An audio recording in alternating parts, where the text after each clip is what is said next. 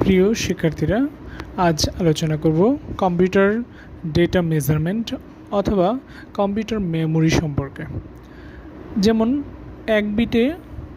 এক বিট সমান 0 or 1 binary number, আর 1 বাইট হয় 8 বিট, 1 কিলো বাইট হয় 1024 বাইট, 1 মেগাবাইট হয় 1024 কিলোবাইট, 1 গিগাবাইট হয় 1024 মেগাবাইট,